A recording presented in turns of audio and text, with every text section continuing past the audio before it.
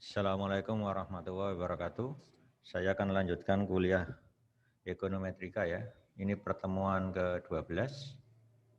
Kalau kemarin saya menjelaskan tentang model ANOVA dengan satu variabel kualitatif. Ya, di mana kategorinya ada 3 berupa wilayah geografis itu ya. Nah, ini sekarang saya lanjut, modelnya masih ANOVA tapi ada 2 variabel kualitatif. Ya. Jadi apa variabel kualitatif yang pertama yaitu status perkawinan. Ya. Hanya terdiri 2 kategori yaitu kawin dan belum kawin. Kalau kawin saya kasih nilai 1, kalau belum kawin 0. Berarti band match-nya adalah 0, belum kawin. Sehingga nanti cara menginterpretasikan ya membandingkan antara yang sudah kawin dengan yang belum kawin. Ya.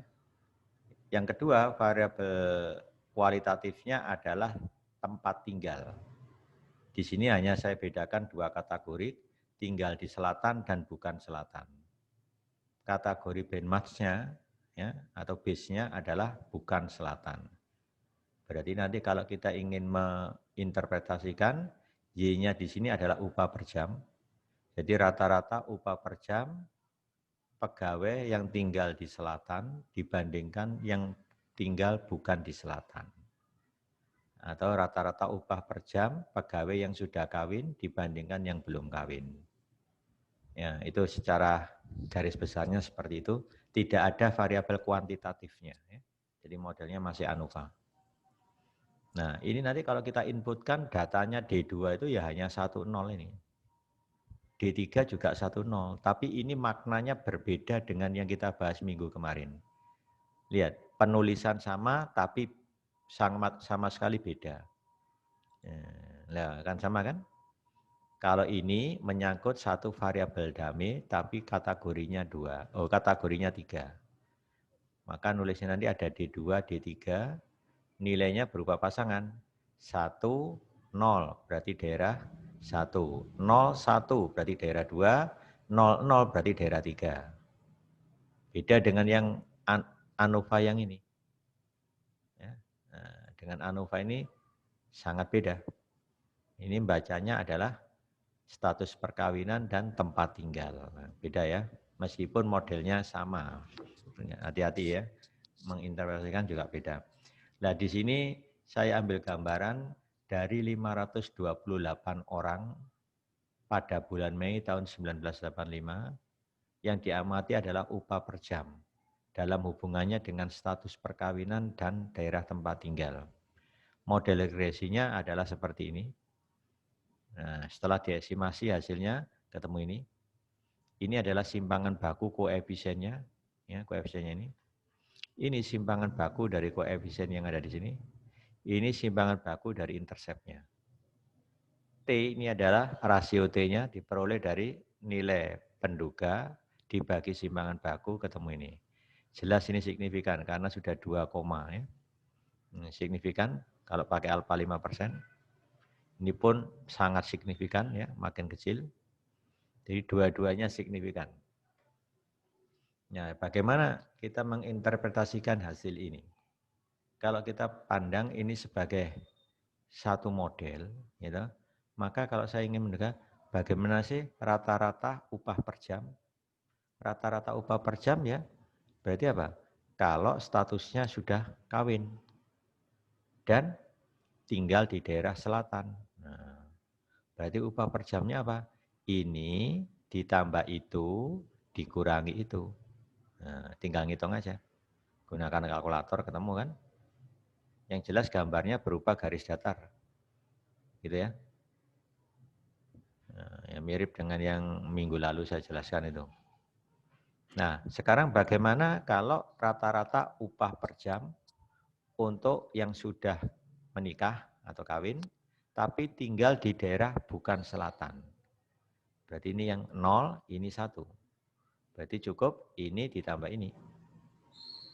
Nah, bagaimana rata-rata upah per jam untuk karyawan yang belum kawin, berarti 0 ini ya, tapi tinggal di selatan, berarti ini kurang itu. Nah, bagaimana upah per jam karyawan yang belum kawin dan tinggal bukan di selatan. Berarti ini 0, 0 tinggal ini aja, intercept. Ya. Nah, itu kategori benchmark-nya ketika D2 dan D3-nya 0. Berarti nilainya ini. Ya. Nah, sekarang yang jadi persoalan, ini kan signifikan. Nah, ada tanda star ini juga signifikan. Bagaimana kita melihat kalau D2-nya ini signifikan?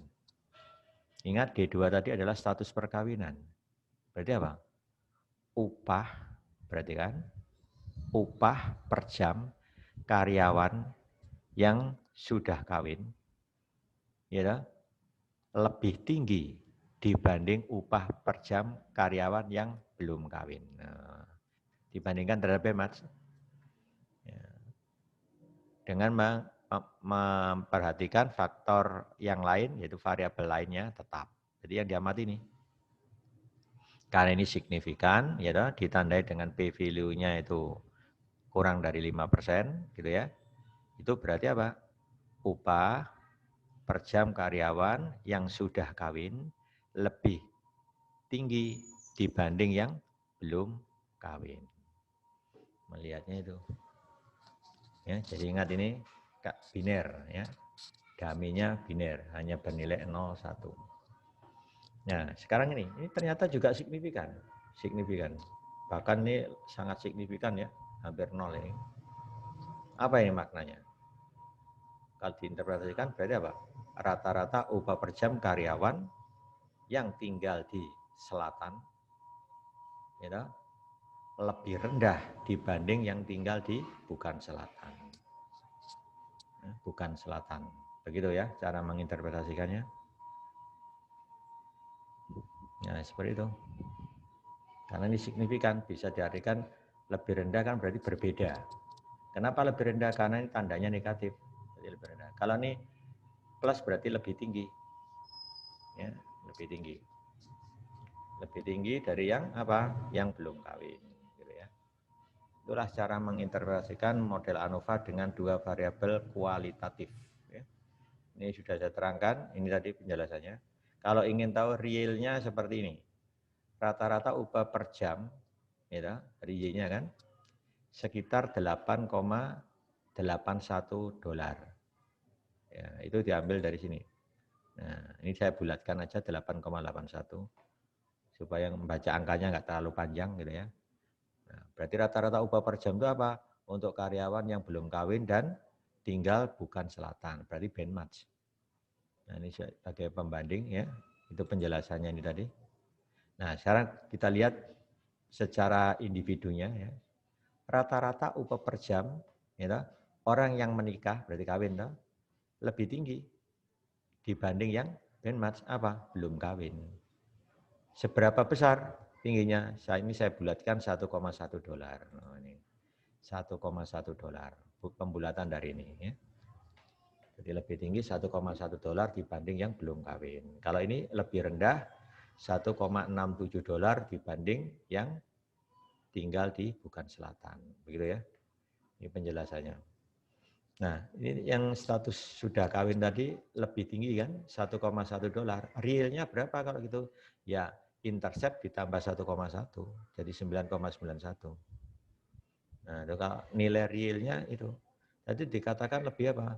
Lebih tinggi kan orang yang sudah kawin, upah per jamnya lebih tinggi dibanding yang belum kawin. Kalau lebih tinggi berarti realnya berapa? 9,91 dolar. Dari mana itu? Dijumlah aja. Ini ditambah itu. Karena dibulatkan 2 desimal, 8,81 ditambah 1,1, jadi ketemu 9,91. Kalau Anda mau jawab lebih realistis lagi, ya semuanya aja dibaca. 8,8148 ditambah 1,0997, itu lebih real ya. Sampai 4 desimal nanti. Itu saya kira penjelasannya ya. Sekarang saya masuk ke regresi yang memuat variabel prediktor kuantitatif dan kualitatif. Berarti modelnya adalah ANCOVA.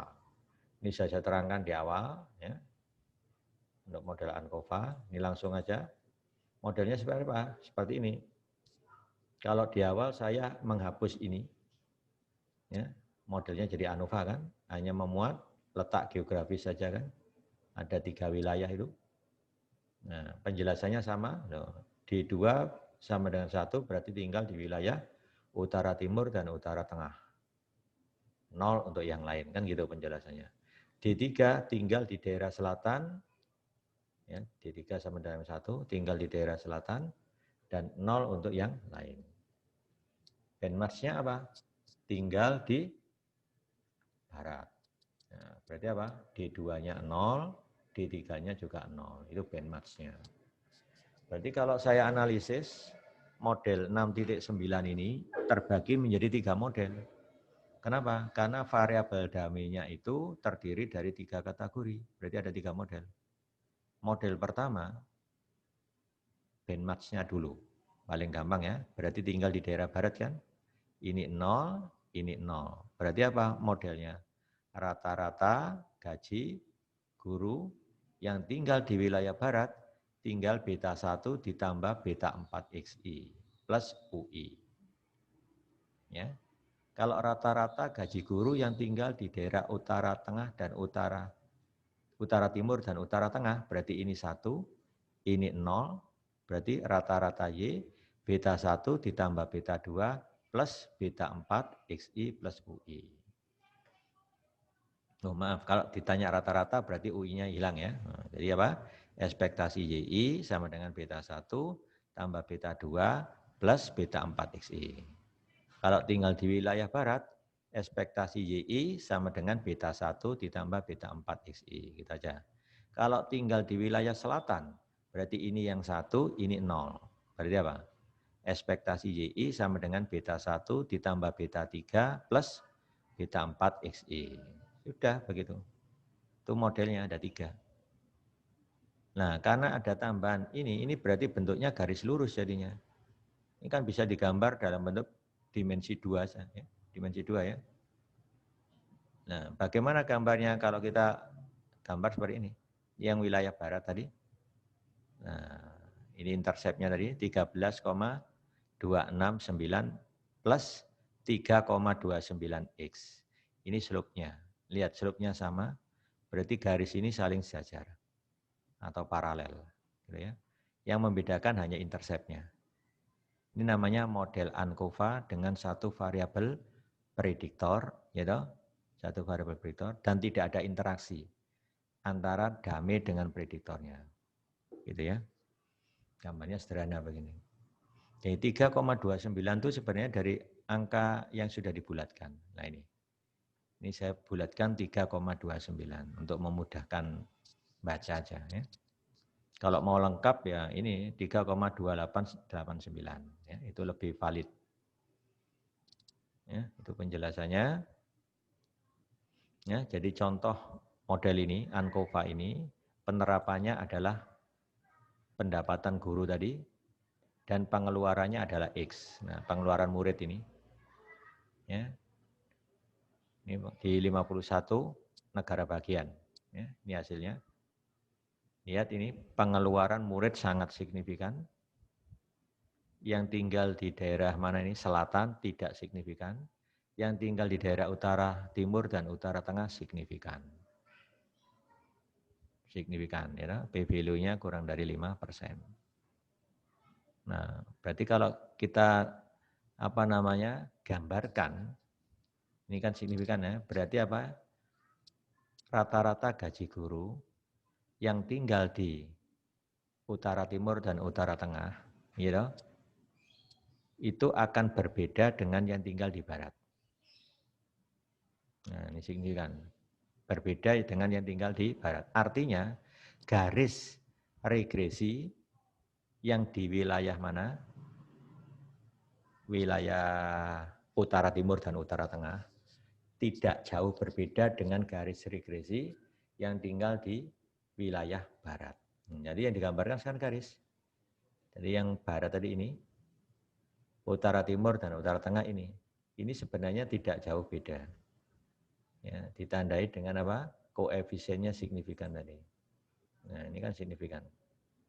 Tapi ini tidak signifikan. Berarti apa? Secara statistik bahwa garis ini yang tinggal di barat ini dengan yang di selatan ini adalah apa? Sama. karena tidak signifikan.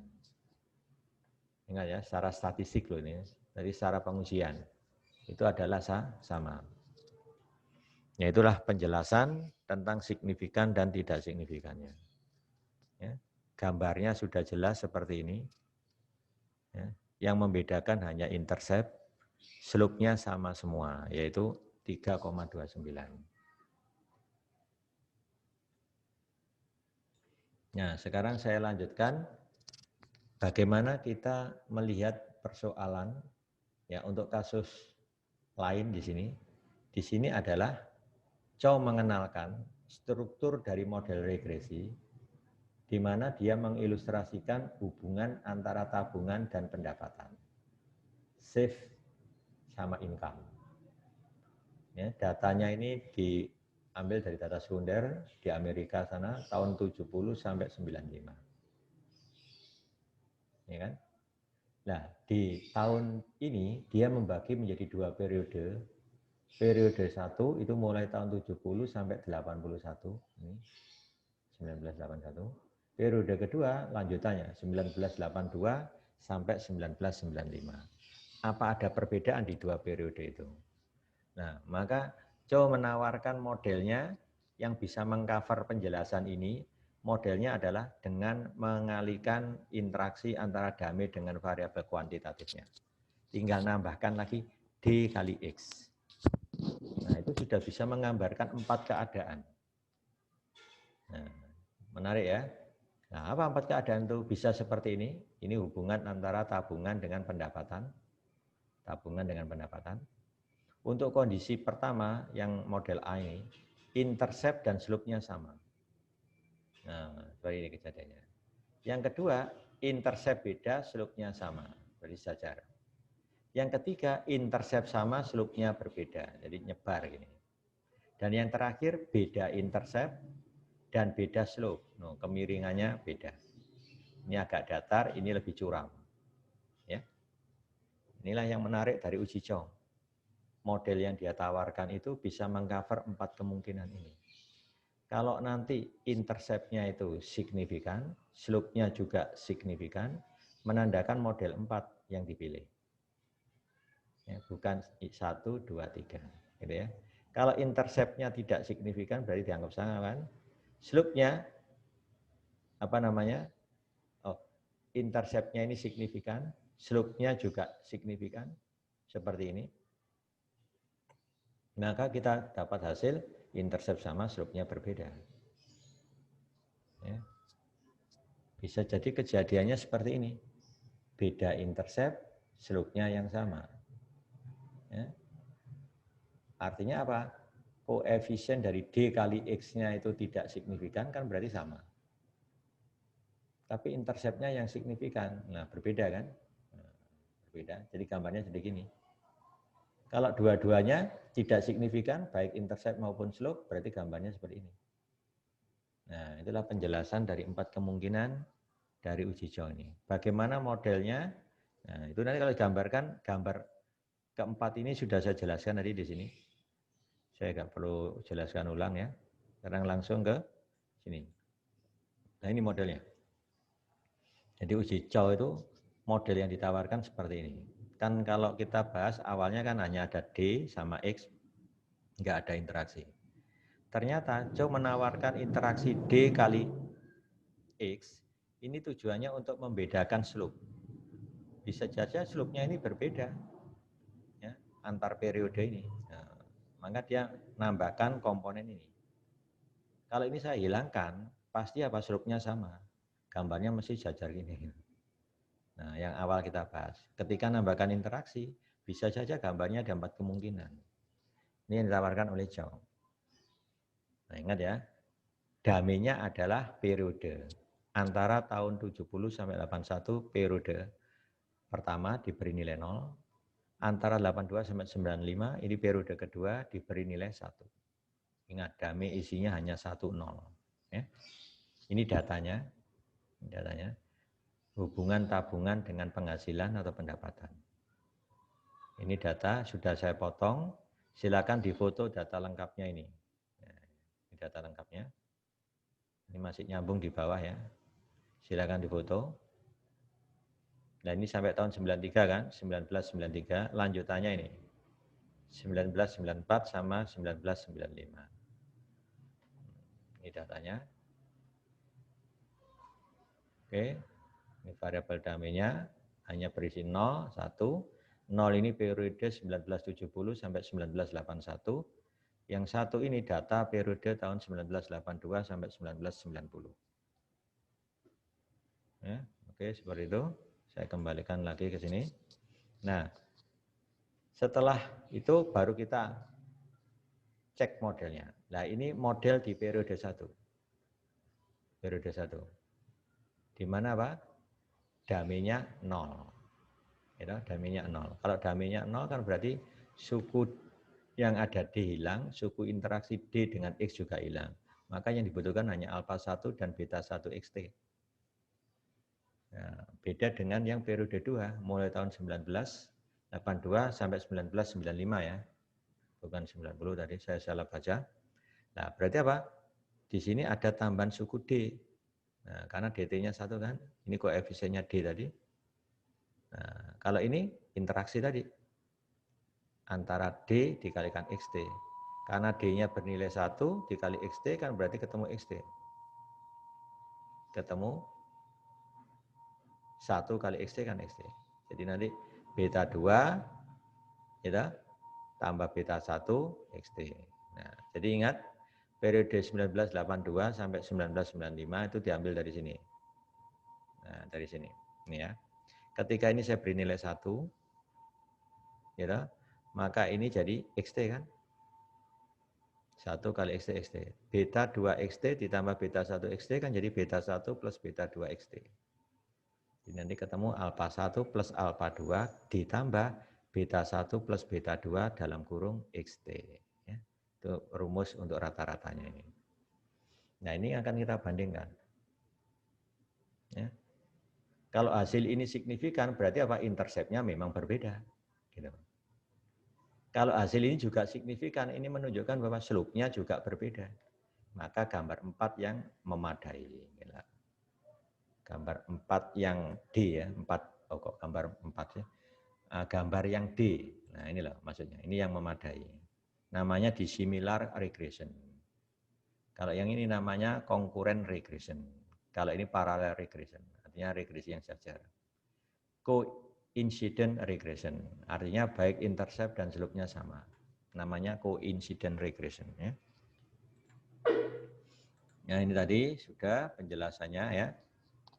Jadi multiplikatif itu tujuannya untuk membedakan slope. Nah ini contoh penerapannya sekarang. Ya, data tadi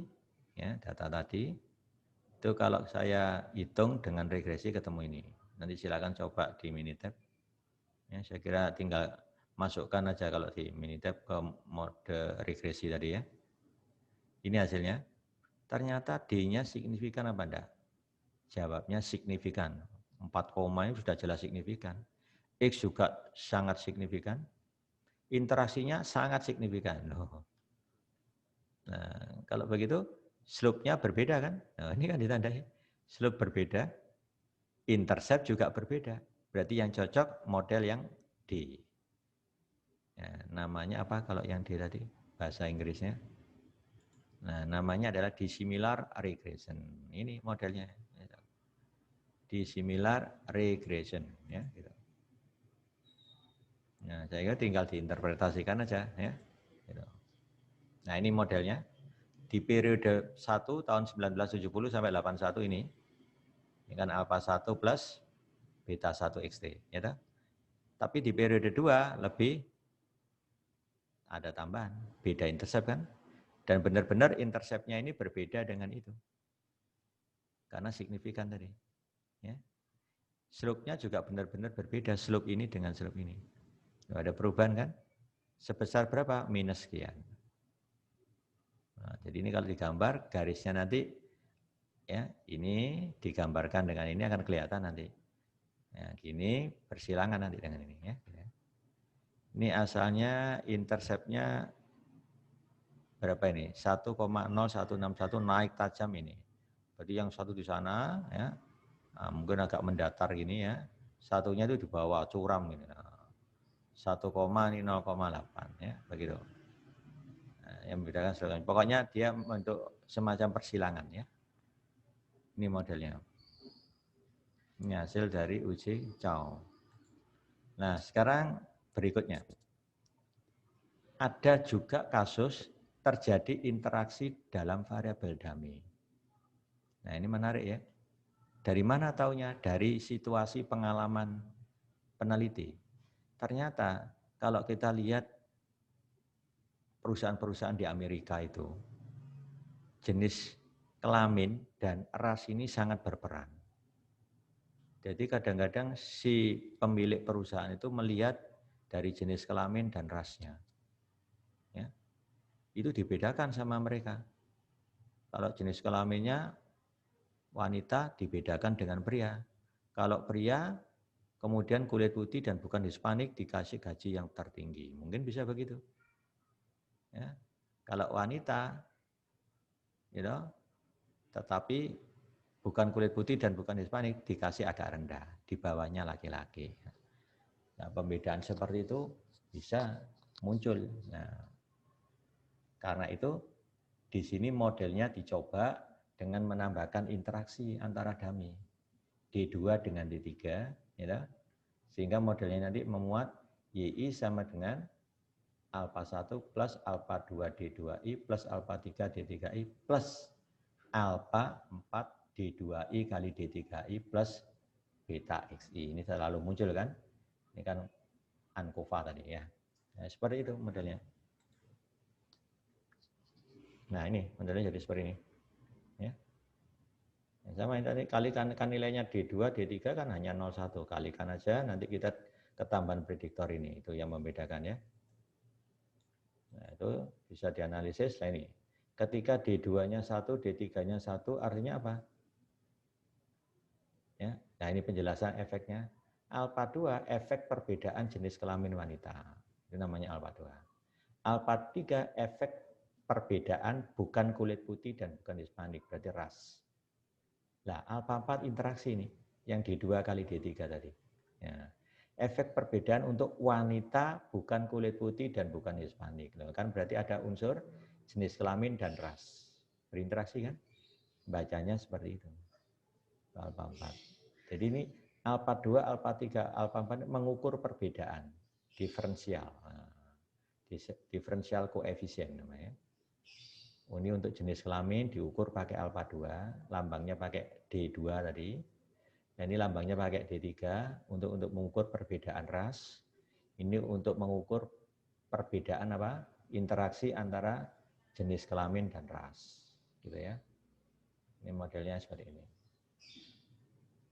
Nah, sekarang bisa dilihat jika ketiga koefisien diferensial, lah ini koefisien pembeda tadi, nah namanya koefisien pembeda, bernilai negatif, ya ini negatif, negatif, negatif. Nah, berarti apa? Interceptnya sangat rendah kan? Nah, begitu kan? Jadi kan tinggal alpha 1 dikurangi, ini negatif, negatif, negatif kan jadi rendah. Interceptnya rendah, slope-nya katakan kemiringannya segini.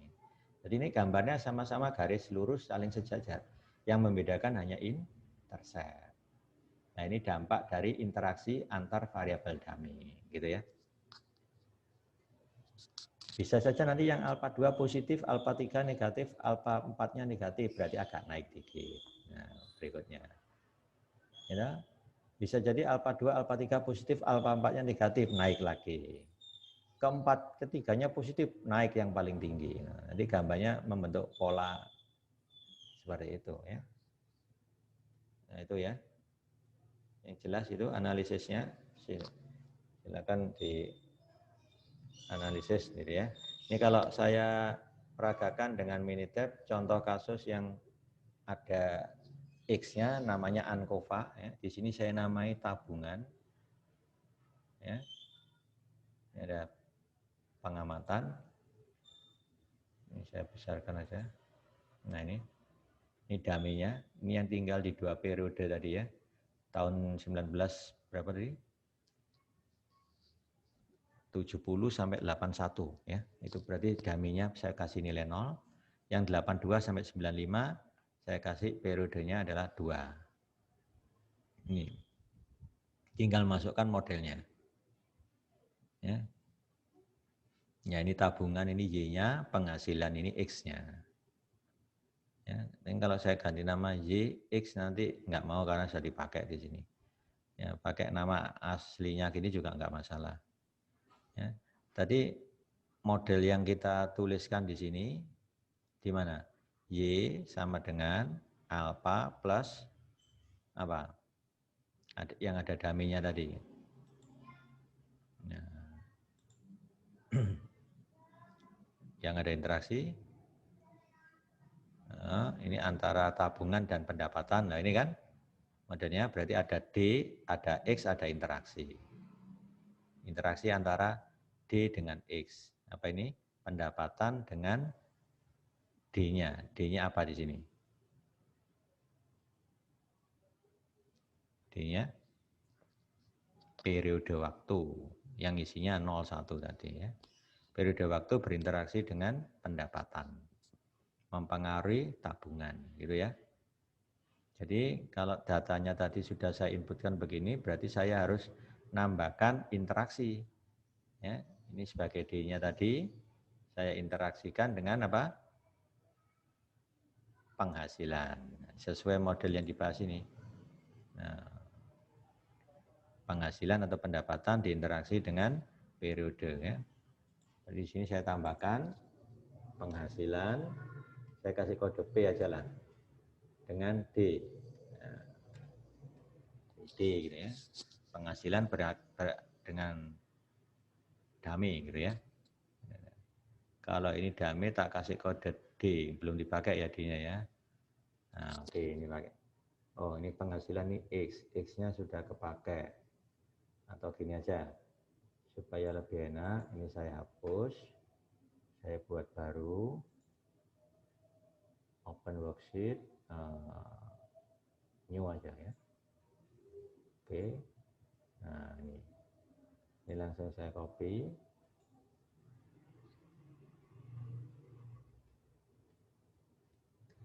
Nah, saya kasih taruh di worksheet yang baru ini. Nah, gitu ya. Nah, ini pengamatan biarkan aja. Yang penting ini tabungan tadi lambangnya adalah Y, penghasilan itu adalah X, dummy adalah D. Nah, ini ya. Ini interaksinya D kali X. Nah, sudah gini aja. Ya, langsung saya hitung let J5 sama dengan D, D-nya sudah ada, kali X. Nah ini, jadi isinya DX ini. Nah, ya kan? Saya regresikan, start, regresi antara Y, pertama terhadap daminya kan, yang masuk dulu. Habis itu X, setelah itu interaksinya. Ingat, intercept-nya masuk. Kita butuh ANAVA-nya. Ini storage-nya nggak perlu, langsung. Nah, secara serentak signifikan ya. Nah, secara individu ini yang penting. Loh, signifikan semua.